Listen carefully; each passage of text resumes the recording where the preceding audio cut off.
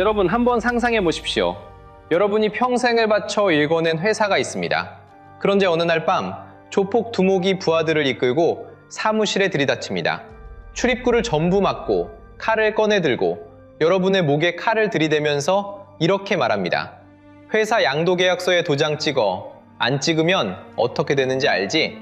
여러분은 이를 악물고 버텼습니다. 협박을 당하면서도 주먹으로 맞으면서도 끝까지 도장을 안 찍었어요. 그런데 바로 그 순간 여러분이 그토록 믿었던 임원 5명이 뒤에서 금고를 열고 법인 도장을 꺼내다가 양도계약서에 도장을 찍어버렸습니다. 여러분이 고개를 돌렸을 때는 이미 끝난 뒤였어요. 평생의 회사는 그렇게 남의 손에 넘어갔습니다. 자, 질문 하나 하겠습니다. 이 회사를 빼앗긴 책임 대체 누구한테 있는 겁니까? 칼을 들이댄 조폭한테 있는 겁니까? 뒤에서 도장을 찍어버린 임원들한테 있는 겁니까? 아니면 애초에 이런 일을 막지 못한 여러분한테 있는 겁니까? 120년 전에 정확히 이와 비슷한 일이 벌어졌습니다. 조폭은 일본 제국이었고 대표는 대한제국의 황제 고종이었고 뒤에서 도장을 찍어버린 5명의 임원이 바로 을사오적이었습니다. 그런데 놀라운 게 뭐냐면 이 사건의 책임이 누구한테 있느냐를 두고 120년째 싸우고 있다는 겁니다. 학교에서는 을사오적이 나라를 팔았다고 배웠죠. 그런데 일부 역사학자들은 전혀 다른 말을 합니다. 진짜 범인은 고종이다. 심지어 을사오적이 아니라 고종까지 합쳐서 을사육적이라고 불러야 한다는 주장까지 나왔거든요. 대체 무슨 근거로 그런 말을 하는 건지, 그리고 그 주장이 맞는 건지 틀린 건지 오늘 완전히 파헤쳐 보겠습니다. 구독, 좋아요. 자, 본론에 들어가기 전에 하나만 먼저 알고 가셔야 할 게 있습니다. 을사늑약이 터지기 전에 대한제국이 어떤 상황이었느냐는 건데요. 결론부터 말씀드리면 이미 끝난 게임이었습니다. 일본은 하루아침에 한반도를 먹은 게 아니거든요. 1860년대부터 정한론이라고 해서 조선을 정벌해야 한다는 사상이 일본 정치권에 퍼져 있었고 거기서부터 약 40년에 걸쳐서 아주 치밀하게 준비해 왔습니다. 우리가 치킨집을 차려도 사업 계획서를 쓰잖아요. 일본은 나라를 빼앗는 계획서를 40년 동안 써온 겁니다. 결정적인 전환점은 1904년에서 1905년 사이에 벌어진 너일 전쟁이었습니다. 이게 왜 중요했냐면 그 전까지는 러시아가 한반도에서 일본을 견제하는 역할을 해왔거든요. 쉽게 말하면 동네에서 깡패가 우리 집을 노리고 있는데 옆에 덩치 큰 형이 하나 있어서 함부로 못 건드리던 상황이었던 거예요. 그런데 그 형이 싸움에서 져버린 겁니다. 이제 우리를 막아줄 사람이 아무도 없어진 거죠. 그런데 일본이 진짜 무서웠던 건 여기서부터입니다. 전쟁에서 이기는 것만으로는 부족하다고 판단했어요. 국제적으로도 한반도 지배를 인정받아야 나중에 딴소리가 안 나오니까 열강들하고 줄줄이 뒷거래를 벌이기 시작합니다. 1905년 7월에 미국하고 가스라 테프트 밀약을 맺었는데 내용이 기가 막힙니다. 일본이 미국의 필리핀 지배를 인정해 줄 테니까 미국은 일본의 조선 지배를 인정해라. 남의 나라를 서로의 침략을 눈 감아주는 대가로 맞바꾼 겁니다. 우리나라가 필리핀하고 맞바꿔진 거예요.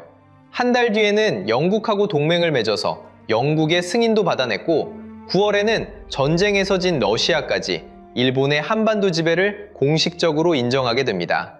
이 모든 빚거래가 마무리되는데 걸린 시간이 고작 39일이었습니다.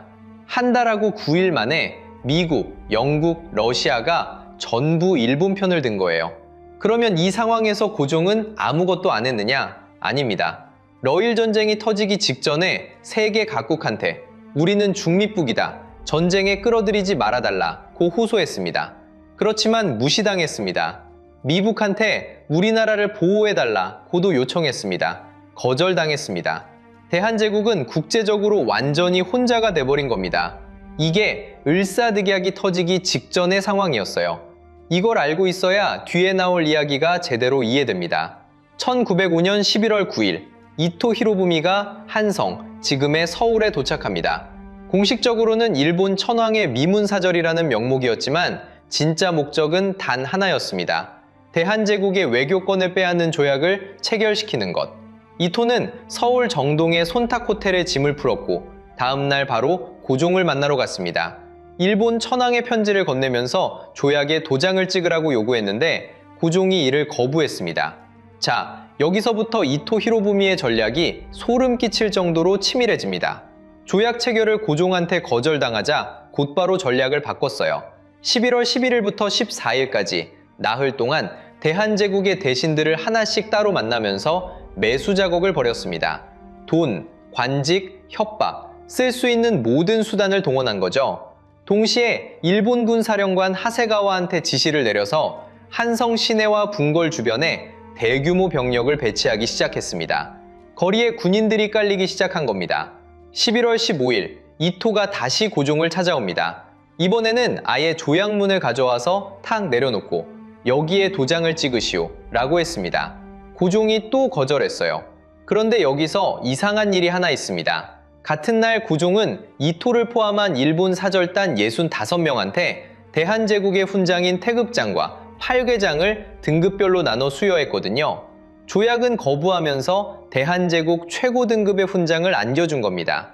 이게 대체 뭔 상황이냐는 거죠. 이 부분은 나중에 고종 책임론에서 아주 중요하게 다뤄지니까 꼭 기억해 두세요. 11월 16일, 이토가 대한제국의 대신들을 손탁 호텔로 소환했습니다. 거기서 직접 만나 설득하겠다는 속셈이었는데 대신들이 거부하고 돌아가 버렸어요.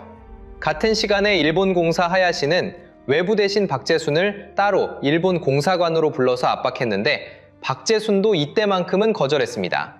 여기까지만 놓고 보면 고종도 거부, 대한제국 대신들도 거부, 전원이 반대하고 있던 상황이었습니다. 그리고 1905년 11월 17일이 왔습니다. 대한제국의 운명이 결정된 날이에요. 아침부터 일본군이 경운궁 중명전을 완전히 에워쌌습니다. 무장한 군인들이 궁 안팎에 빼곡히 들어서고 헌병들이 복도마다 지키고 서 있었습니다. 2층 양옥 건물인 중명전 안에서는 어전회의가 열리고 있었는데 바로 밖에서는 총을 든 군인들이 둘러싼 겁니다. 의도적으로 공포 분위기를 만든 거예요. 바로 여기서 이 영상의 가장 중요한 장면이 나옵니다. 고종이 어전회의에 직접 나오지 않았습니다. 대신 사람을 보내서 이런 말을 전했어요. 짐이 이미 대신들에게 협상하여 잘 처리하도록 허락하였고 목에 탈이 나서 직접 나갈 수 없으니 모쪼록 잘 협상하라. 이 한마디, 바로 이 한마디가 120년째 역사학계를 갈라놓고 있습니다. 잘 협상하라. 대체 이게 무슨 뜻이었을까요? 조약을 받아들여라 였을까요? 아니면 어떻게든 막아라 였을까요? 이 해석 차이 하나 때문에 고종이 매국노가 되기도 하고 비운의 황제가 되기도 하는 겁니다. 일본 공사 하야시는 이 말을 듣자마자 이렇게 반응했습니다. 귀국은 황제의 말 한마디가 곧 법인 나라 아닙니까? 그 황제께서 잘 처리하라고 하교하셨으니 이 조약은 순조롭게 이루어질 것입니다.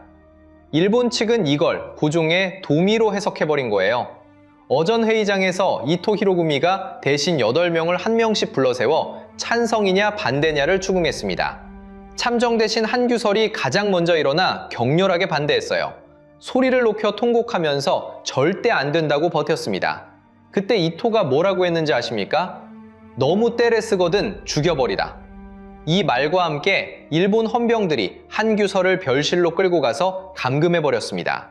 지금으로 치면 국무총리급 인사를 회의장에서 끌어내 가둔 거예요. 학지부 대신 민영기도 반대했고 법부 대신 이하영도 처음에는 반대 의사를 밝혔습니다. 그런데 나머지 5명이 돌아섰습니다. 학부 대신 이완용, 군부 대신 이근택, 내부 대신 이지용, 외부 대신 박재순, 농상공부 대신 권중현. 이 5명이 바로 을사오적입니다. 근데 재밌는 게 뭐냐면 이 사람들도 대놓고 찬성합니다 라고 말한 건 아니었어요. 이완용은 노골적으로 책임을 고종한테 떠넘기면서 찬성했고 박재순은 원래 외교권만큼은 절대 안 된다고 버티던 사람이었는데 이날 갑자기 마음대로 하시오 라고 돌변해버렸습니다. 권중현은 처음에 반대하다가 어느 순간 찬성으로 바꿨고요. 그 사이에 무슨 일이 있었는지 무슨 거래가 오갔는지는 역사가 말해주지 않습니다. 하지만 짐작은 가죠. 이토는 8명 중 5명이 찬성했으니 다수결로 통과라고 일방적으로 선언했습니다. 잠깐만요. 나라의 외교권을 넘기는 결정을 다수결로 합니까? 그것도 황제의 승인 없이? 하지만 이토한테는 그런 건 중요하지 않았습니다. 형식만 갖추면 그만이었으니까요. 그러고는 국매부 대신 이재극을 통해 고종한테 최종 승인을, 그러니까 옥세를 찍으라고 강요했습니다. 여기서 고종이 어떻게 했느냐? 끝까지 안 찍었습니다. 황제의 도장인 옥세를 끝내 내주지 않았어요. 그러자 일본은 어떻게 나왔느냐? 군인들을 보내서 외부 대신 박제순의 직인, 그러니까 관인을 강제로 빼앗아다가 조약문에 찍어버렸습니다. 도장을 훔쳐서 찍은 겁니다. 그래서 을사늑약 원본을 보면 고종의 옥세는 어디에도 없고 박제순의 직인만 찍혀 있습니다. 황제가 승인하지 않은 조약으로 나라의 외교권이 통째로 넘어가 버린 거예요. 자, 이제부터가 진짜 재밌습니다. 이 사건의 책임이 대체 누구한테 있느냐를 두고 역사학자들이 완전히 갈라지거든요. 먼저 고종이야말로 진짜 책임자다 라고 주장하는 쪽의 논리부터 들어보겠습니다. 이 주장의 대표 주자는 민족문제연구소의 학자 윤덕한입니다. 이완용 평전을 쓴 것으로 유명한 분인데요. 이 사람의 논리가 이렇습니다. 대한국 국제, 쉽게 말해서 대한제국의 헌법 같은 거라고 보시면 되는데, 거기 제9조를 보면 외국과 조약을 체결하는 권한은 오직 황제한테만 있다고 돼 있거든요. 그런데 고종이 대신들한테 알아서 처리하라고 했다면 이건 사실상 조약 체결 권한을 위임한 거나 마찬가지라는 겁니다. 위임한 이상 그 결과에 대한 책임도 고종한테 있다, 이런 논리죠. 여기에 더 강력한 증거가 하나 있습니다. 당시 미국 부영사였던 윌라드 스트레이트라는 사람이 이런 기록을 남겼어요. 고종은 외구 대신 박제순에게 조약을 체결하라고 시켜놓고서는 나중에 박제순을 탓하고 있다. 시켜놓고 모른 척했다는 겁니다. 바로 이 기록 때문에 을사오적이 아니라 고종까지 합쳐서 을사육적이라는 말이 나오게 된 거예요. 게다가 조약 체결 이후 고종의 행동에도 의심스러운 부분이 있습니다. 당시 전국에서 조약을 무효로 돌리라는 상소가 빗발쳤는데 고종이 이 상소들에 뭐라고 답했느냐? 그 일에 어찌 헤아린 점이 없겠는가? 이게 무슨 뜻인지 아시겠습니까? 나도 다 생각이 있다는 건데 적극적으로 그 조약은 무효다라고 선언한 게 아니라 상당히 모호하게 넘어간 거거든요. 더 충격적인 건 11월 28일에 고종이 내린 명령입니다. 궁궐 앞에서 조약 반대 시위를 하며 연전옹성하고 있던 사람들을 잡아다가 징계하라고 지시한 거예요. 조약에 반대했던 군주가 왜 조약 반대 시위를 탄압합니까? 이게 고종 책임론의 핵심 의문입니다. 고종실록에 기록된 또 다른 발언도 있습니다. 약관 중에 첨삭할 곳은 법부 대신이 일본 대사와 교섭하여 바르게 되도록 하는 것이 좋겠다. 이건 뭘 의미하느냐면 조약 자체를 완전히 거부한 게 아니라 내용을 좀 고쳐서 체결하라는 뜻으로도 읽힌다는 겁니다. 거부가 아니라 수정 지시, 이 차이가 엄청나게 크거든요.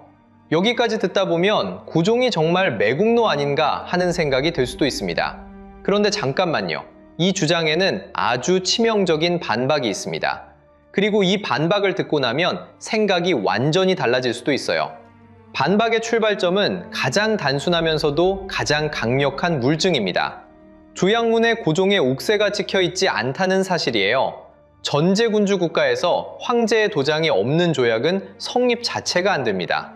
고종이 정말로 조약에 동의했다면 굳이 옥세를 안 찍었을 리가 없잖아요.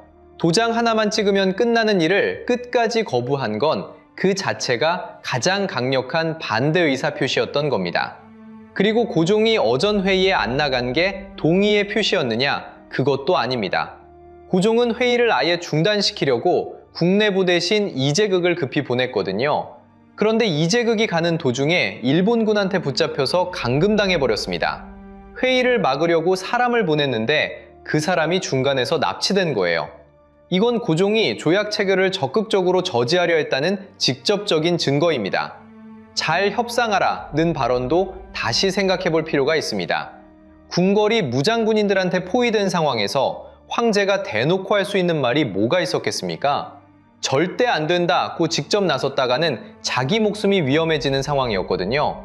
잘 협상하라는 말은 어떻게든 잘 막아라 라는 의미였을 수도 있고 직접적인 충돌을 피하면서 시간을 벌기 위한 전략이었을 수도 있습니다. 실제로 그 말을 한 직후에 이재극을 보내서 회의 자체를 중단시키려 했다는 점이 이를 뒷받침하고 있고요. 고종 책임론에서 자주 인용되는 윌라드 스트레이트의 증언도 한번 따져봐야 합니다. 이 사람은 루스벨트 정부 소속이었는데 미국은 이미 가스라테프트 밀약을 통해 일본의 한국 지배를 인정한 상태였거든요. 객관적인 관찰자가 아니라 사실상 일본 편에 서 있던 사람의 기록이라는 겁니다. 더군다나 스트레이트는 조약 체결 현장에 직접 참관하지도 않았어요. 남한테 전해 들은 이야기를 기록한 것에 불과합니다. 그런데 진짜 결정적인 건 따로 있습니다. 조약이 체결되고 딱 나흘 뒤인 11월 22일, 고종이 미국에 머물고 있던 황실 고문 헐버트한테 비밀 친서를 보냈거든요. 그 내용이 뭐냐면 총칼의 위협과 강요 아래 체결된 보호조약은 무효다. 짐은 이에 동의한 적이 없고 앞으로도 절대 동의하지 않을 것이다. 이 뜻을 미국 정부에 전달하라. 나흘 만에 곧바로 무효를 선언한 겁니다. 이걸 가지고 동의한 사람의 행동이라고 볼 수 있겠습니까? 1906년에는 프랑스 대통령한테도 친서를 보냈고 러시아 황제한테도 보냈습니다. 그리고 가장 극적인 행동은 1907년에 나왔습니다. 네덜란드 헤이그에서 열린 만국평화회의에 이상설, 이준, 이휘종 3명의 특사를 비밀리에 파견한 겁니다. 이 특사들이 헤이그 현지에서 영국 기자를 만나 이렇게 말했습니다. 1905년에 강제로 맺어진 그 조약은 애초에 유효한 조약이 아닙니다. 우리 황제가 허가한 적이 없으니까요. 조약에 동의한 사람이 2년 뒤에 국제무대에서 이런 일을 벌일 이유가 있겠습니까? 말이 안 되죠. 여기서 아주 중요한 걸 하나 짚고 넘어가야 합니다. 고종 책임론의 핵심 사료로 쓰이는 게 고종실록인데 이 고종실록을 편찬한 주체가 누구냐면 조선 총독부입니다. 대한제국을 멸망시킨 일본이 직접 쓴 기록이라는 거예요. 일본 입장에서 한번 생각해 보세요. 을사늑약이 합법이었다는 걸 증명하려면 고종이 조약 체결에 동의했다는 기록이 반드시 필요합니다. 그러니까 고종실록에 고종이 모호하게 행동한 것처럼 적혀 있다 하더라도 이게 사실 그대로인지 아니면 일본이 의도적으로 편집한 건지 알 수가 없다는 겁니다. 사료를 누가 썼느냐? 이게 이렇게까지 중요합니다. 자, 그런데 이 이야기를 고종 대 을사오적이라는 구도로만 바라보면 정작 가장 중요한 걸 놓치게 됩니다. 진짜 질문은 이겁니다. 애초에 이런 상황을 만든 건 대체 누구냐는 거죠? 을사늑약의 가장 근본적인 책임은 일본에 있습니다. 이건 너무 당연해서 오히려 잊어버리기 쉬운 사실이에요.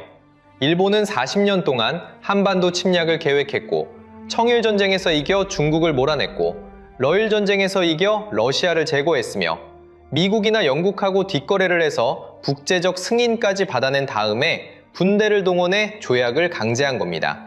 이토 히로부미가 직접 한성까지 와서 지휘하고 하세가와가 군대를 풀고 궁궐을 포위하고 대신을 감금하고 보장을 강제로 빼앗아 조약문에 찍었습니다. 이건 조약이 아니라 강도행위였어요. 국제법적으로도 이건 완전한 불법이었습니다.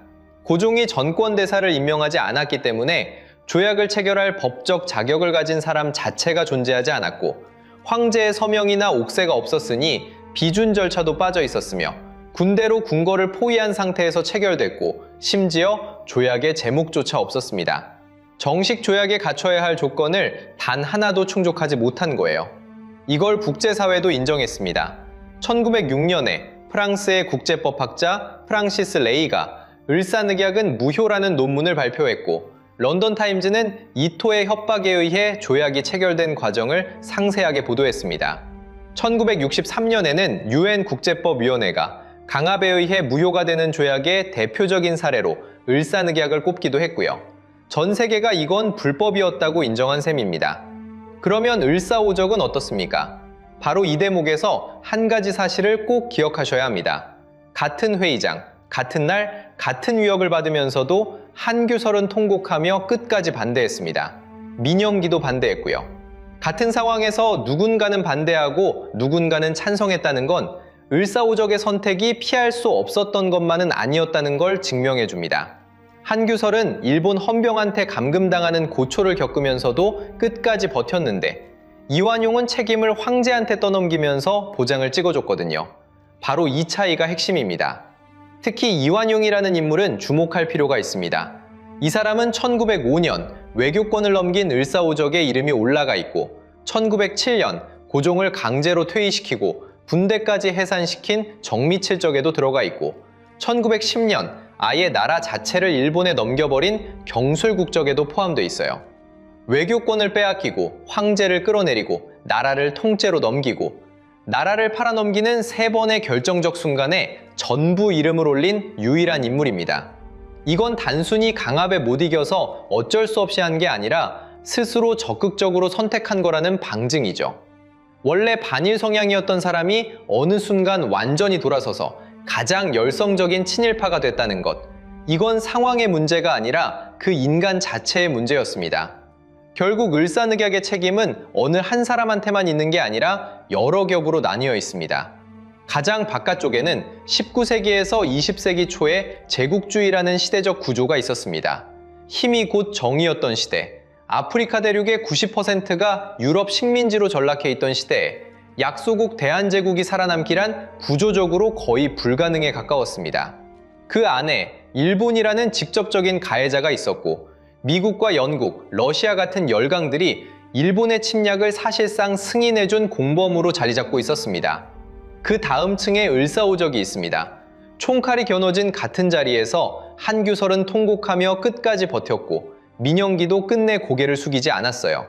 그런데 똑같은 상황에서 이 5명은 개인의 안위와 이익을 위해 나라의 외교권을 넘기는 데 동의했습니다.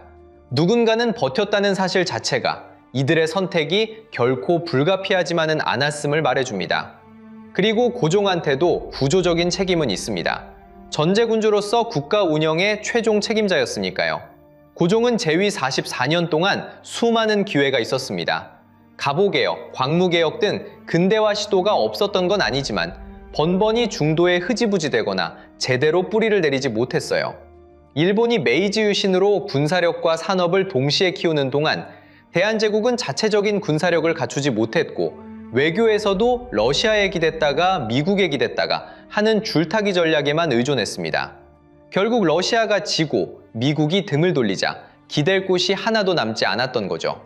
44년이라는 시간은 결코 짧지 않았는데 그 시간 동안 나라의 체질을 바꾸지 못한 책임은 분명히 고종에게 있습니다. 하지만 이건 나라를 팔았다는 것과는 완전히 다른 차원의 이야기예요. 나라를 제대로 지킬 힘을 키우지 못한 것과 나라를 스스로 넘긴 것은 같을 수가 없습니다. 고종은 끝까지 옥새찢기를 거부했고 나흘 만에 무효를 선언했고 헤이그에 특사까지 보냈습니다. 나라를 판 게 아니라 나라를 지키려다 실패한 겁니다. 현재 역사학계의 주류적 입장은 이렇습니다. 을사늑약은 국제법상 원천무효인 불법조약이다. 가장 직접적인 책임은 일본 제국과 이토 히로부미에게 있다. 을사오적은 거부할 수 있었음에도 협력을 택한 책임이 있다. 고종한테는 전제군주로서의 구조적 책임은 있지만 조약 체결에 직접 동의하거나 승인한 것은 아니다. 이 논쟁이 120년이 지나도록 끝나지 않는 진짜 이유가 있습니다. 같은 사건에 대해 서로 다른 사료가 서로 다른 이야기를 하고 있기 때문이에요. 조선총독부가 만든 고종실록을 보면 고종이 모호하게 행동한 것처럼 보이고 일본 외교문서를 보면 고종이 동의한 것처럼 읽히며 헐버트한테 보낸 친서를 보면 고종이 끝까지 반대한 것으로 나옵니다. 어떤 기록을 믿느냐에 따라 역사의 해석이 완전히 달라지는 거예요. 그래서 정말 중요한 건 누가 나쁘냐를 따지는 게 아니라 그 기록을 누가, 왜 남겼느냐를 함께 따져보는 것입니다. 마지막으로 이것만 기억하시면 됩니다. 같은 회의장에서 한규설은 통곡하며 끝까지 거부했고 이완용은 책임을 황제한테 떠넘기면서 도장을 찍었습니다. 같은 상황, 같은 위협, 하지만 완전히 다른 선택이었습니다. 역사는 결국 그 선택들의 총합이고 우리가 그 선택들을 어떻게 기억하느냐가 지금 우리의 역사의식을 만들어갑니다. 이 비극의 진짜 책임이 을사오적에게 있느냐, 고종에게 있느냐, 그 판단은 여러분의 몫입니다. 다만 단 한 가지만큼은 확실합니다. 총칼로 남의 나라 궁궐을 포위하고 외부 대신의 도장을 강제로 탈취해 외교권을 빼앗은 일본 제국주의. 그것이 이 모든 비극의 시작이었다는 그 사실만큼은 반드시 기억되어야 합니다. 영상이 유익했다면 구독, 좋아요, 알림 설정 부탁드립니다.